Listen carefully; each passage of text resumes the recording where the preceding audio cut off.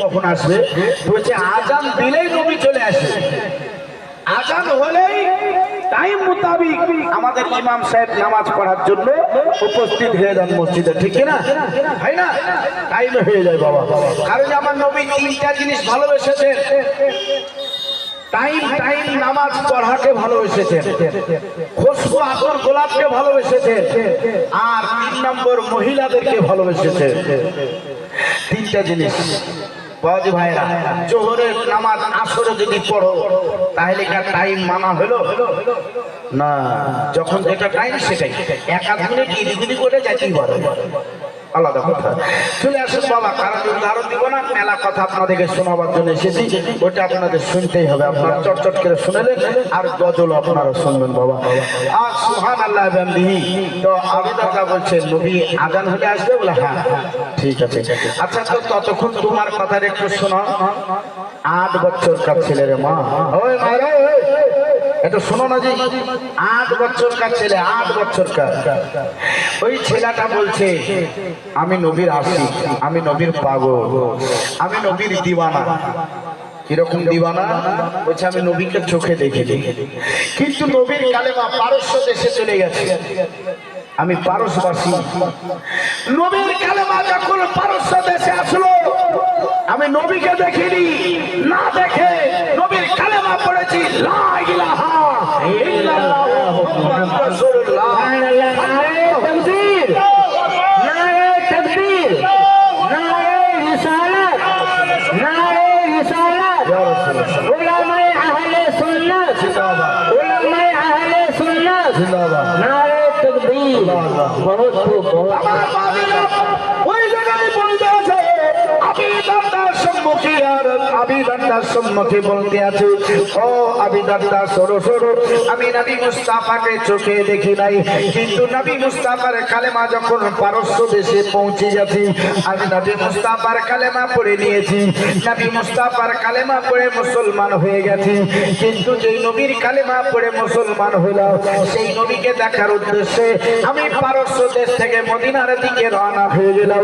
আমি মদিনার দিকে চলতে আরম্ভ করলাম। তাই উনি একজন কবি বলছেন, শোন না মদিনা আমার প্রাণের মদিনা, সম্ভলবো কিন্তু তোমায় বলতে পারে না, ভুলিনি ভুলবা না বলতে পারে না, সম্ভলবো কিন্তু তোমায় বলতে পারে না, জান্নাতের ওই বাগান নবী তোমায় বলেছে, খাক সে পারে আবিকার তোমায় করেছে, জান্নাতের বাগান নবী তোমায় বলেছে, খাক সে আবিকার তোমায় করেছে, তোমার বুকে প্রবাহিত নূরের ঝরনা, বলে বুঝেই তো তোমায় বলতে পারে না, সম্ভলে কিন্তু তোমায় বলতে পারে না। ও বাদি ভাইরা সরো সরো, ওই জায়গায় বলতে আছে, আমি নবী মুস্তাফাকে দেখার উদ্দেশ্যে আমি এবার নিজের দেশ থেকে রওনা হয়ে গেলাম। মাঝখানে একটা ইহুদি রাজ্য ছিল, একটা নাজাসি বাদশা ছিল, ওই রাজ্যে দেখে নবীর কালেমা ঢুকতে দিবে না, নবীর কালেমা পড়তে দিবে না, কোন ব্যক্তিকে মুসলমান হতে দেবে না বলে আপনার সুন্দর করে মানুষ দিয়ে ঘেরাও করে রেখেছে। কিন্তু ছোট্ট বাচ্চাটা আপনার জানতো না, বাপজি ভাইয়ের আমার, আপনার দেখেন রাস্তায় চলতে চলতে ওই নাজাসি রাজ্যে যখন ঢুকে যায়, ওই বাচ্চাটাকে পাকড়াও করে লাওয়া হলো, ওই বাচ্চাটাকে ধরে লাওয়া হলো, ওই বাচ্চাটাকে জিজ্ঞাসা করতে আছে, তোমার বাড়ি কোথায়, কোন দেশ থেকে তুমি এসেছো, তুমি কোন দেশের দিকে যাইবা? ওই বাচ্চাটা পড়তে আছে, লা ইলাহা ইল্লাল্লাহ মুহাম্মাদুর রাসূলুল্লাহ সাল্লাল্লাহু তাআলা আলাইহি ওয়াসাল্লাম। বলতে আছে, তো নবীর কালেমা পড়ে মুসলমান হয়ে গেছে, এ তো নবীর কালেমা পড়ে নিয়েছে, একে আপনার জেলখানার মধ্যে পড়ে দেওয়া হলো, জেলখানার মধ্যে একে ঢুকিয়ে দেওয়া হলো, জেলখানার মধ্যে রেখে এবার বাদশা আসার পরে বলতে আছে, আমার রাজ্যে নবীর কালেমা চলতে দিব না, আমার রাজ্যে নবীর কথাবার্তা আলোচনা করতে দেব না, আমার রাজ্যে যখন তুমি থাকো, আমি যখন তোমাকে খেতে দিচ্ছি, আমার রাজ্যে তোমার জন পোশাক দেওয়া হচ্ছে, অতএব নবীর কথাবার্তা তোমাকে ছেড়ে দিতে হবে, যতদিন তুমি আছো আমার কথা তোমাকে শুনতে হবে। ওই বাচ্চাটা বলতে আছে, ও নাদাসি বাচ্চা, আমার শরীরে এক ফোঁটা রক্ত যদি থাকে আমি নবীর কালেমায় পড়তে থাকবো, নবীর কালেমা পড়তে থাকবো, আমি নবীর কালেমা ছাড়তে পারবো না, আমি যতক্ষণ জান আছে ততক্ষণ নবীর কালেমা পড়বো। এইভাবে দেখেন বারবার বলতে বলতে একদিন দুদিন 4 দিন চলে যায়, এইভাবে কয়েকটা দিন চলে গেল। এবার সকালবেলায় বাদশা চলে আসার পরে বলতে আছে, নবীর কালেমা তোমাকে ছেড়ে দিতে হবে। ওই বাচ্চাটা বলতে আছে, নবীর কালেমা ছাড়তে পারে না, আমার শরীরে যতক্ষণ জান আছে ততক্ষণ আমি নবীর কালেমা পড়তে থাকবো। ওই জায়গায় বাদশা বলছে, আমার হাতে তুমি দেখতে পাচ্ছ 7.5 কেজি লোহার একটা চেন, এই চেনটা যদি তোমার পিঠে আঘাত করা হয় এই বাচ্চা তুমি সহ্য করতে পারবে না। ওই বাচ্চাটা বলতে আছে, মা শোনো, ওই বাচ্চাটা বলতে আছে, বলে তোমার এই 7.5 কেজি লোহার চেন দেখে আমি বাচ্চা ভয় করে না, বলে এটা আমার দেখে ভয় হয় না, তুমি আমাকে 1000 কড়া মারতে পারো কিন্তু নবীর কালেমা ছাড়তে পারবো না। দম আছে আপনাদের? দম আছে? দম নাই? দম নাই? মুসলমান, আজ আর যদি আপনার সম্মুখে আপনার বিবির হাত ধরে কেউ টানে তো আপনি বাঁচাবেন না? বাঁচাবেন না? তো আপনার বিবিকে বাঁচাতে গিয়ে যদি আপনার জান চলে যায় তো জান চলে যাওয়ার ভয় ছেড়ে দেবেন নাকি? নাই, বলে জান দিতে রাজি কিন্তু আমার ভালোবাসাকে ছাড়তে রাজি নাই। জোরে বলো তো বলতে আছে বাচ্চাটা, আপনি মারবেন মারুন, কোনো অসুবিধা নাই, কিন্তু আমি নবীর কালেমা ছাড়বো না। বাচ্চা রাগ চলে আসলো, সহ্য করতে পারলো না, বাচ্চা আপনার করলো কি, বাপজি ভাইয়ের আমার নবীর কালেমা ওখানে পড়তে লাগলো জোরে জোরে, আর বাচ্চা রাগ চলে আসলো, এই লোহার চেনটা হাতে ছিল, বাচ্চার পিঠে যখন মেরে দেওয়া হলো, বাচ্চাটার পিঠের চামড়াটা ফেটে গিয়ে বাচ্চাটা আল্লাহু আকবার বলে জমিনে সাত হয়ে বেহুশ হয়ে গেল। চলো চলো, বাচ্চাটাকে লড়াই, বাচ্চাটাকে হিলাচ্ছে, বাচ্চাটা কি হচ্ছে না, মনে হচ্ছে বাচ্চাটা মরে গেল নাকি। বাচ্চা বলতে আছে, ওই জায়গা থেকে দৌড়িয়ে আমার বিবির কাছে উপস্থিত হলাম, বিবি ওই দেখ ছোট্ট বাচ্চাটা নবীর কালেমা পড়ছিল, রাগরা সহ্য করতে পারিনি, ওর পিঠে একটা আমি কাঁড়া মেরে দিয়েছি, ওই বাচ্চাটা আল্লাহর নামটা নিয়ে জমিনে শুয়ে গেছে, মরে গেল নাকি। তাড়াতাড়ি 1 গ্লাস পানি নিয়ে বাচ্চার কাছে উপস্থিত হয়ে যাও। বিবি আসার পরে দেখতে পাচ্ছে বাচ্চাটা বেহুশ হয়ে গেছে। এবার দেখেন চোখে মুখে যখন পানি ছিটিয়ে দেওয়া হলো, ওই বাচ্চাটা প্রথমে মা ডাকলো, মা মা বলে যখনই তুমি ডাকবে তো মায়ের দিকটা অটোমেটিকই নরম হয়ে যাবে। আমার নবী বলতে আছে, শাসপুরের মানুষ, তোমার মাকে সকালবেলায় দেখি তুমি রাস্তায় বের হলে, আবার কাজকর্ম করে তোমার মায়ের চেহারা দেখে তুমি বিছানায় ঘুমিয়ে গেলে, তাহলে তোমাকে একটা মকবুল হজের নেকি তোমার নামে আমলের মধ্যে লিখে দেওয়া হয়। সুবহানাল্লাহ, সুবহানাল্লাহ। কি আপনার মা বাপের চেহারা দেখার ইচ্ছা জাগে না? জি, সকালে দেখো আবার কাজকর্ম করে আবার দেখার পরে বাড়িতে থেকে যাবে, তাহলে একটা হজের নেকি আপনি পাবেন বাবা। সেই হজের নেকি নেওয়ার জন্য 5 লাখ টাকা খরচ করে আপনাকে মক্কা যেতে হয়েছে, তো প্রথম হজ তো মায়ের কাছে, আর তুমি মাকে ভাত দিবে না, মাকে দেখবে না, মাকে দুখাইবা, মা কাঁদবে, আর তুমি 5 লাখ টাকা দিয়ে হজ করতে যাবো। তার জন্য আগে কবি কি বলছেন দেখেন, 2টা মাত্র কলি বলবো, খুব বুঝার আছে বাপজি ভাইরা। প্রাসাদ জুড়ে হয় না জায়গা সন্তানের ঘরে, প্রাসাদ জোড়ে হয় না জায়গা সন্তানের ঘরে। বাবা থাকে বৃদ্ধাশ্রম, মায়ে ভিক্ষা করে, মায়ে ভিক্ষা করে। ইট পাথরের ঘর সন্তানে সিগারে চড়ে, এই সিগারে চড়ে। কথা ঠিক কিনা? হ্যাঁ, বুড়ে হয়ে গেছে আর বউ বলছে একা ধোয়া হবে না, একা আশ্রমে যেসো 1,500 লাগবে তাই দিব। মা ভাত পাচ্ছে না, পাড়ায় পাড়ে যাওয়ার পর বলছে কইরে বাবা একটা আছিস রে, সারাদিন ধরে খাইনি রে বাবা, তোর দুটো কিছু যদি ছানি পানি থাকে তো দে, পেটটাকে একটু সান্ত্বনা করি। কি মায়ের একটু করে না? আর ওর বেটারা মার্বেল বাড়ি আর এসি গাড়ি লাগায়ও রামপুর হাট চলাফেরা করে। এই মুসলমান তার হালটা কি হবে? দুইটা মাত্র ইসলামিক সঙ্গীত বলতে আছি, একবার মহব্বতে বলুন সুবহানাল্লাহ। সুবহানাল্লাহ, সুবহানাল্লাহ। কে কে ভালোবাসেন হাত তোলেন তো দেখি। মাকে কে কে ভালোবাসে? সুবহানাল্লাহ। তাইলে আপনি মাকে যেহেতু ভালোবাসেন তো সেই মায়ের মহব্বতে মাদ্রাসা তালিব ইলমের কথা আপনারা ফলো করবেন। কি বুঝতে পারছেন তো? হ্যাঁ, বুঝতে পারছেন তো? হ্যাঁ, সুবহানাল্লাহ। কি বলছেন কবি দেখেন, প্রাসাদ জোড়ে হয় না জায়গা সন্তানের ঘরে, প্রাসাদ জোড়ে হয় না জায়গা সন্তানের ঘরে।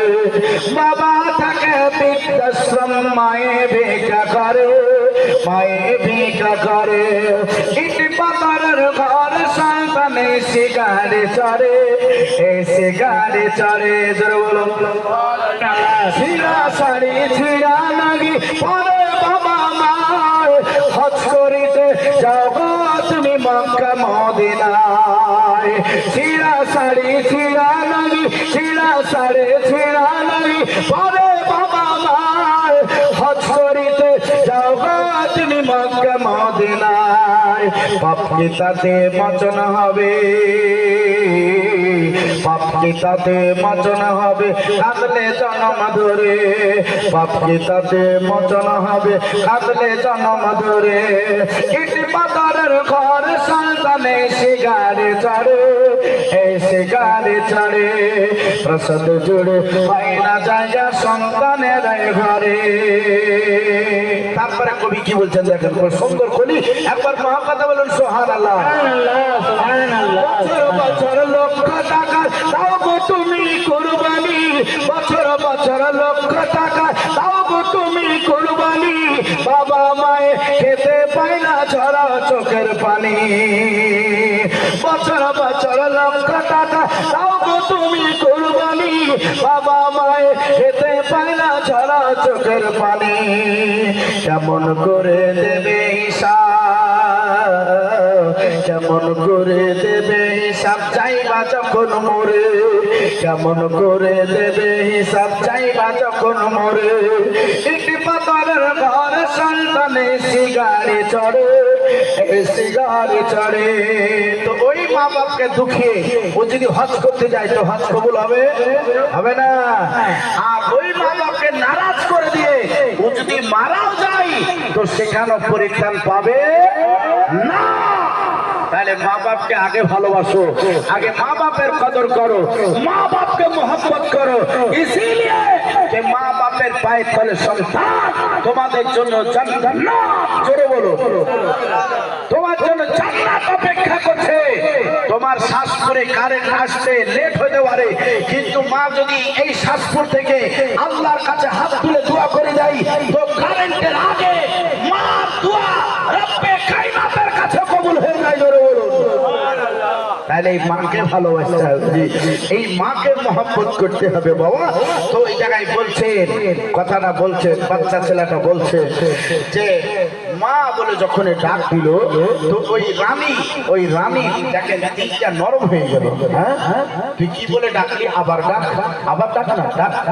তো বলছে মা, তো সঙ্গে সঙ্গে ছেলেটাকে সিনা লাগিয়ে দিল। আহারে, এই ডাকটা শোনার জন্য আমি 10 বছর থেকে অপেক্ষা করছি। জোরে বলো। তার মানে কি? তার মানে কি 10 বছর থেকে অপেক্ষা করছি? তার মানে কি তার মানে আর কোনো ছেলে পিলা নাই, 10 বছর দিয়ে গেল কোনো ছেলে পিলা নাই। এই দেখেন ছেলে পিলা নাই বলতে গিয়ে এই আল্লাহ ওলি দিকে লক্ষ্য রেখে একটা ঘটনা কিন্তু মনে পড়ে গেল। হ্যাঁ হ্যাঁ, ওই ঘটনাটার নাম কি, শুধু নামটা বলছি, ঘটনাটা টাইম হলে পরে বলবো। ঘটনাটার নাম কি জানেন? ঘটনাটার নাম হচ্ছে ছালছাবিলা। একটা সুন্দরী নারী, একটা সুন্দরী নারী শাস্ত্রের বেটা ছেলেরা পিছন পিছন শুধু ঘুর ঘুর ঘুর ঘুর করে, শুধু পিছন পিছন চলাচলি করে। তো মহিলাটা ছালছাবিলা যায়, আমার পিছনে কিসের লেগে? তুমি মেলা দিন থেকে তোমাকে একটা কথা বলবো বলবো করছি, কিন্তু কথা সাহসে বুঝতে পারছি না। কি বলবি বল? বলছে বলবো, বলছে হ্যাঁ বল, বলছে বলবো, বলছে হ্যাঁ বল। বলছে ছাবিলা গো, আমার মন খুব চাইছে তুমি যদি আমাকে বিয়ে করতে, তো আমি তোমাকে বিয়ে করবো। তো ছাবিলা বলছে ওরে পাগলা, আল্লাহ যদি দিতেন তো তোর মতন 4টা বেটা হতো। এখনো জবানি ধরে আছে। তো বাবাজি ভাইয়েরা, সামান্য একটু শুধু ইশারা কাস্টিং করলাম, তাহলে ঘটনাটা শুনতে কত ভালো লাগবে। হ্যাঁ, ওটা সময় পেলে ইনশাল্লাহ আপনাদের বলবো। আওরাত থেকে হেকাত কিতাবের মধ্যে লেখা আছে। আগে এই কথাটা ক্লিয়ার করে দিই, যেহেতু আমরা ইসলামবাদী, আমরা মুসলমান, আমরা সত্যবাদী, তাই বলতে আছি ভালো করুন। বাচ্চাটা বলছে মা, তো সিনা লাগিয়েছে 10 বছর ধরে, সেই ডাকটা শুনতে পাইনি, খুব ভালো লাগলো। আমার স্বামী ভালো নাই, আমার স্বামী ভালো নাই, তুমি এখানে এরকম জোরে জোরে পড়িও না। তো বেটাটা বলছে মা, যদি এর চাইতে আরো কড়া খেতে হয় রাজি, কিন্তু আমি নবীর কালেমা ছেড়তে পারবো না, মরে যাবো কিন্তু কালেমা বন্ধ করবো না। বাদশাকে যা বললো, বাদশা বলছে ঠিক আছে, তুই কালেমা বন্ধ করবি না, তোর বাপ বন্ধ করবে। চলে এসলে জোহরের আগে চলে এসলো, আসার পরে কালেমা ছাড়বি কিনা? বলছে ছাড়বো না। ছাড়বি কিনা? ছাড়বো না। ছাড়বি কিনা? বলে ছাড়বো না। তোর বাপ ছাড়বে। বলছে মাগরিবের আগে আগে তোকে 3.5 কেজি সোনা দিতে হবে, সোনা দিতে যদি পারিস তাহলে তোকে ছেড়ে দেবো, আর না হলে কালেমা ছেড়ে দিতে হবে। বাচ্চাটা এক বাক্য বলতে আছে, আমি 3.5 কেজি সোনা দিতে রাজি, কিন্তু নবীর কালেমা ছাড়তে রাজি নাই। জোরে বলো সুবহানাল্লাহ, সুবহানাল্লাহ। এবার আচ্ছা বলে, আপনার ছেলে আসার পরে যদি আপনাকে বলে 20,000 টাকা দাও, আপনি দিবেন? মার কাছে যদি চাই তো মা দিবে? দিবে না। জিজ্ঞাসা করবে এত টাকা কি করবি ছোট ছেলে? ওই ছেলেটা বলতে আছে, মার কাছে চাইলে মা দিবে না, বাবার কাছে চাইলে বাবা দিবে না, বন্ধু বান্ধবের কাছে চাইলে দিবে না, পাড়ার প্রতিবেশীর কাছে চাইলে দিবে না। যেই নবীর কালেমা পড়েছি, যেই নবীর কালেমা পড়ে মুসলমান হয়েছি রে, যেই নবীর কালেমাই মার খেয়েছি, ওই নবীর কাছে আমি চলে যাবো। যাবার পরে 3.5 কেজি সোনা নিব, আর আসার পরে নাজাসি বাদশাকে দিয়ে আমি নবীর কালেমাকে রক্ষা করে আমি নবী মুস্তাফার সাথেই থেকে যাব। জোরে বলো সুবহানাল্লাহ, সুবহানাল্লাহ। তাই বাচ্চাটা বলতে আছে নবী মুস্তাফার জন্য আমি কেন অপেক্ষা করতে আছি। এবার দেখেন আবিদারটা বলছেন, বাচ্চো যদি আজ মাগরিবের শব্দটা না দিত, তাহলে আমি আমার বাড়ি থেকে 3.5 কেজি সোনা আমি তোমাকে দিয়ে দিতাম, নবীর কাছে চাইতে হতো না। কিন্তু এখন আর সময় নাই, তাই দেখেন অপেক্ষা করতে আছে। এই দিকে ডাকতেছে মুয়াজ্জিন, হাইয়া আলাস সালাহ, হাইয়া আলাল ফালাহ। যখনই ডাক দিল, তোমরা ভালো কাজের উদ্দেশ্যে এগিয়ে আসো, নামাজের উদ্দেশ্যে এগিয়ে আসো। সব নামাজে চলে আসলো। নবী মুস্তাফা নামাজটাকে পড়াচ্ছেন। আসসালামু আলাইকুম, আসসালামু আলাইকুম। নামাজ শেষ হলো। আবু বকর সিদ্দিককে বলা হচ্ছে, এই আবু বকর, ওই দেখো সিঁড়িতে বাচ্চাটা বসে আছে, তাড়াতাড়ি বাচ্চাটার কাছে উপস্থিত হয়ে যাও। আবু বকর সিদ্দিক উপস্থিত হলো। আবু বকর যাওয়ার পরে বলতে আছে, এই বাচ্চারে কিসের জন্য তুমি এখানে এসেছো বলো বলো।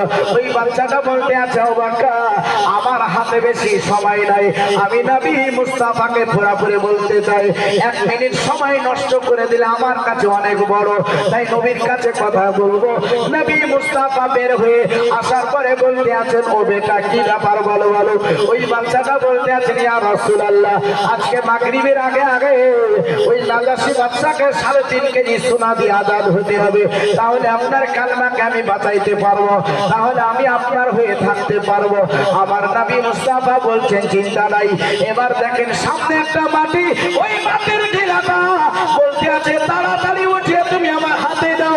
মাটির একটা ঢিলা দেওয়া হলো, একটা পোল্ট্রি ডিমের সমান ঢিলা।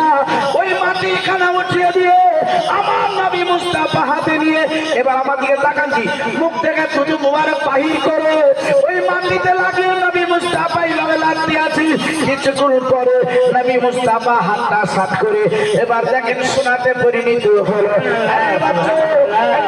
তোমাকে সোনা দিতে আছি, সোনা নিয়ে এলাও। যে নবী মুস্তাফা আজ মাটিকে নিজের লবাবে জাহান দিয়ে সোনা তৈরি করতে পারে, এই নবীকে কেউ যদি খারাপ বলে দেয় শ্বাস করে মানো, আমরা কেউ মানতে রাজি নাই।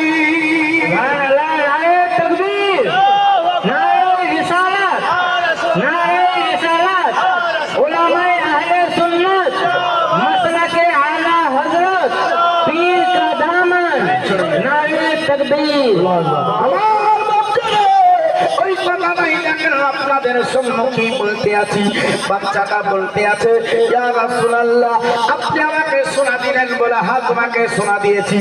এবার দেখেন পোল্ট্রি ডিমের সমান একটা সোনার গোটা, ওই বাচ্চাটার মুখে একটা কথা বের হয়ে গেল। বাচ্চাটা বলতে আছে ইয়া রাসূলুল্লাহ এইটা কি 3.5 কেজি সোনা হতে পারে? নবী আমার বলছেন বাচ্চারে তোমার রাস্তাতে একটা স্বর্ণকার মিলবে। কি স্বর্ণকার বলেন তো? তোমার রাস্তাতে একটা স্বর্ণকার মিলবে, ওই স্বর্ণকারের কাছে গিয়ে ওই সোনাটাকে তুমি মাপ করবা। 3.5 কেজি তোমার মনিবের জন্য রাখবে, 3.5 কেজি তোমার জন্য রাখবে, আর বাকি সোনাখানা তুমি স্বর্ণকারকে দিয়ে চলে আসবে। সুবহানাল্লাহ সুবহানাল্লাহ। তাহলে 3.5 কেজি মনিবকে দিবে আর 3.5 কেজি নিজের জন্য। তাহলে স্বর্ণকার কত অনেক পেল? হ্যাঁ, এটা তো জানা দরকার আছে না? হ্যাঁ বাজু ভাইরা, শুধু এমনি শুনলে তো হবে না, একটু মনোযোগ সহকারে ধ্যান দিয়ে কথাগুলোকে একটু ফলো করতে হবে। আমার নবী মুস্তাফা সাল্লাল্লাহু আলাইহি সাল্লাম আজ নিজের শুধু মোবারককে মাটিতে সোনা বানালেন। বাজু ভাইরা, এই দুনিয়ার পাওয়ার যেখানে শেষ হয়ে যায়, নবী মুস্তাফার পাওয়ার সেখান থেকে চালু হয়। যেই বিষ এই পৃথিবীর কেউ ভালো করতে পারে না, সেই বিষ নবী মুস্তাফা থুতু মোবারকে সেকেন্ডে পানি হয়ে যায়। বাবাজি ভাই, সেই নবী মুস্তাফার কথাই বলতে আছি। বাচ্চাটাকে বললো যাও তুমি এটা এটা করে চলে চলো। এবার ওরা চলে গেল। এবার এইদিকে কিন্তু কিছু লোক লাইন দিয়ে দাঁড়িয়ে আছে। আবু বকর, এরা কিসের জন্য লাইন দিয়ে দাঁড়িয়ে আছে? এরা কেন বসে আছে? তো উত্তরটা হবে এরা উরুস শুনতে এসেছে। এরা কেন দাঁড়িয়ে আছে? বলে এরা সব কালমা পড়ে মুসলমান হবে, তার জন্য দাঁড়িয়ে আছে। তো নবী আমার বলছেন লাও তোমরা একসঙ্গে পড়ে নাও লা ইলাহা ইল্লাল্লাহু মুহাম্মাদুর রাসূলুল্লাহ সাল্লাল্লাহু আলাইহি ওয়াসাল্লাম। পড়িয়ে দিলেন। পড়িয়ে দেন নবী আমার হুজুর মুক্তারে চলে গেলেন। আর এইখানকার আবু বকর আবু দারদা তিনি একবারে জোর কদমে কাঁদতে শুরু করে দিলেন। নবী আমার বলছেন কাঁদছে কেন জিজ্ঞাসা করো তো। তোকে জিজ্ঞাসা করে দেয় তুমি কাঁদছো কিনা? তো যতক্ষণ ঘটনাটা বলুন এগুলা সব নবীকে শোনালেন। শোনার পরে বলছেন হুজুর আমি যে 69টা কন্যাকে আতর ঘরে মেরেছি, একটাকে জিন্দা দাফন করে দিয়ে আপনার কাছে আসলো, কালেমা পড়ে নিল, মুসলমান হয়ে গেল, তো এই পিছনকার পাপের ব্যাপার তো কিছুই জানতে পারলো না। নবী আমার চুপচাপ আছে। জিবরিল আমিন চলে আসলেন। জিবরিল বললেন নবী আমার বলছেন ও আবু দারদা যখন মুহাম্মাদের মিম শব্দটা উচ্চারণ করছিলে তো আল্লাহ তোমার পিছনকার গুনাহ সব মাফ করে দিয়েছে। সুবহানাল্লাহ। তো যখনই কথা বলা সঙ্গে সঙ্গে নবী মুস্তাফার পা ধরে পড়ে গিয়ে বলতে আছেন ইয়া রাসূলুল্লাহ যতদিন হায়াতে থাকবো আপনাকে ছাড়ার কোথাও যেতে রাজি নাই। জোরে বলো সুবহানাল্লাহ। তো নবী মুস্তাফার কাছে এই আপনার বাজি থেকে গেল। এই নবীর কাছে আরো একজন সাহাবী ছিল বাপজি ভাইরা, যার নাম শুনলে আপনারা বুঝতে পারবেন। একজন সাহাবী ছিল, বড় আশা করে এসেছে। কেমন আশা করে এসেছে? আপনারা যেমন আছেন যে প্রত্যেক বছর উরুসে বিভিন্ন বক্তা আসে, মুফতি আসে, মুহাদ্দিস আছে, জীবনী বক্তা আসে। এবার মুফতি নাইমুদ্দিন সাহেবের গাটা মুর্শিদাবাদ ভগবানগোলা থেকে আসবে, সেই হাজারদুয়ারির বান্দর থেকে আসবে। তো একবার দেখাও নিব আর দুইটা কথা শুনেও নিব, দেখি কি আবার কেমন কইতে পারে নাকি। হ্যাঁ এইরকম নিয়ত কোরআনের জন্য এসেছে। সকালবেলা বলবে হ্যাঁ মুফতি সাহেবের বেটাকে দেখেছি। তো যারা দেখেছে তারা নিয়ে বলতে পারবে, আর যারা দেখেনি তারা বলতে পারবে কি? তারা কিন্তু পারবে না। আমার বাবা ভাইরা তো বলতেছিলাম তো বড় আশা করে এসেছে নবী মুস্তাফার কাছে আসার পরে বলছে আসসালামু আলাইকুম ইয়া রাসূলুল্লাহ। কি হলো? তো হচ্ছে হুজুর একটা চাকরি দেন। এরে বাপরে, মনে হচ্ছে চাকরি শাস্ত্রে পড়ে আছে জি, চাহিদা পাওয়া যাবে কি? চাকরি পাওয়া যায়, চাহিদা পাওয়া যায়। তো হচ্ছে হুজুর একটা আমাকে চাকরি দেন। নবী আমার বলতে আছেন কি তোমায় চাকরি দেবো?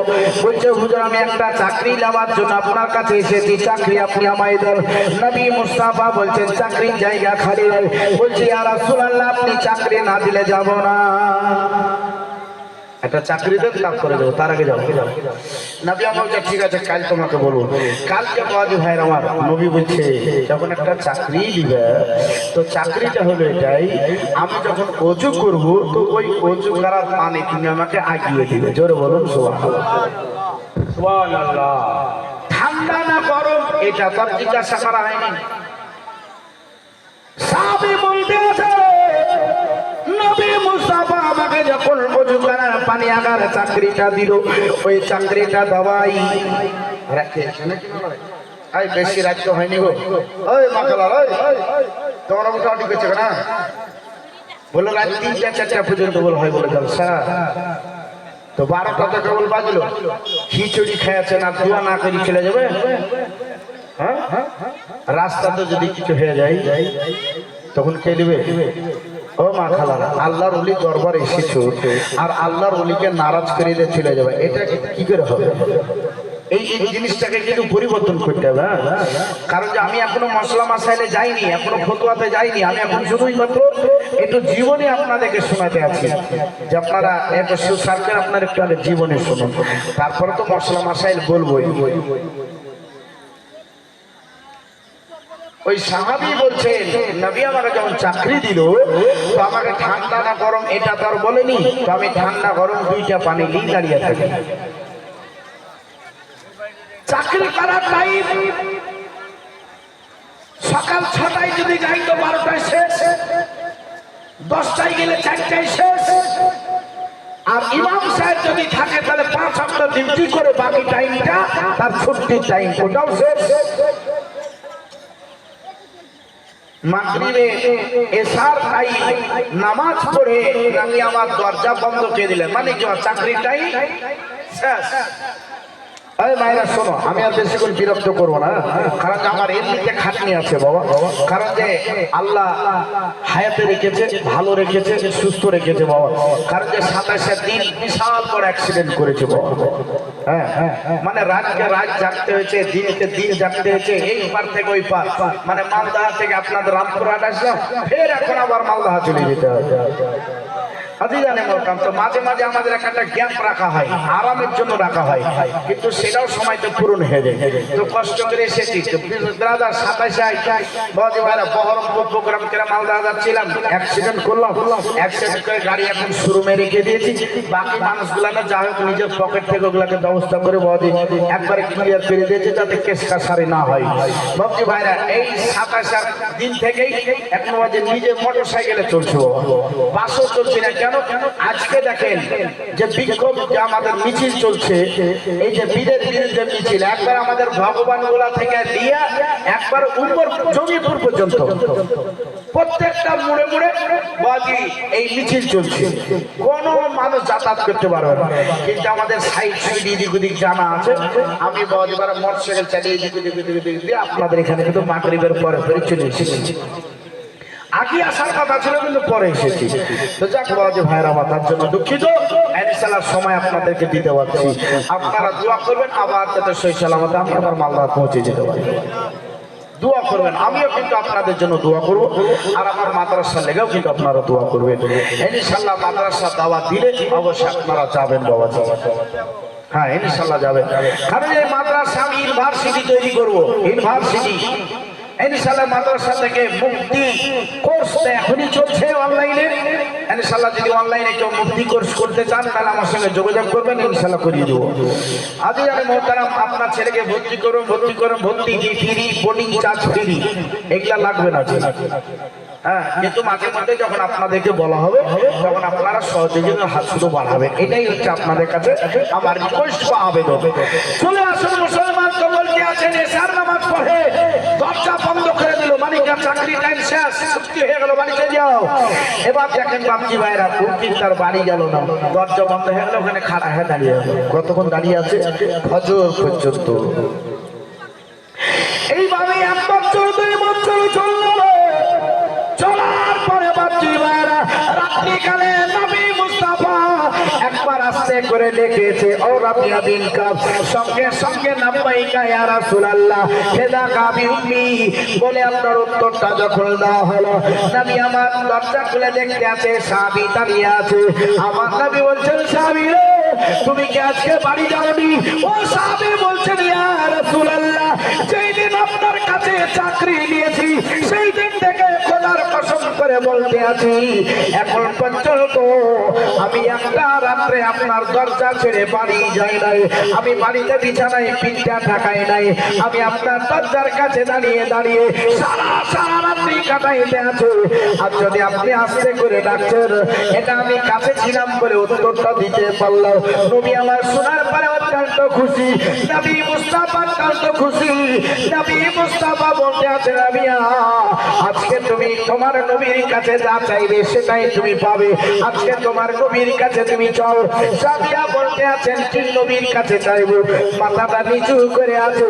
নবী আমার বলছেন, রাবিয়া আজকে তোমার নবীর কাছে সোনা চাইলে তোমাকে সোনা দেব, চাবি চাইলে চাবি দেব, টাকা চাইলে টাকা দেব, জমি চাইলে জমি দেব, অর্ধেকটা মালিক হতে চাইলে তোমাকে মালিকানা করে দেবো। রাবিয়া তুমি যা চাইবে আজকে তোমাকে আমি সেটাই দিয়ে দেবো। রাবিয়া বলতে আছেন, ইয়া রাসূলুল্লাহ ফিদাকা বিবি আপনার পদতলে বাবা কুরবান হো। নবী গো আপনার কাছে সোনার দরকার নাই, আপনার কাছে চাবির দরকার নাই, জমিনের মালিক হওয়া দরকার নাই। ইয়া রাসূলুল্লাহ এই দুনিয়া আমরা যেই রকম খিদমত করতে আছি, জান্নাতে যাওয়ার পরে আপনার পাশে এরকম খিদমত করতে পারি, এটা ছাড়া আমার আর কিছু চাহার না।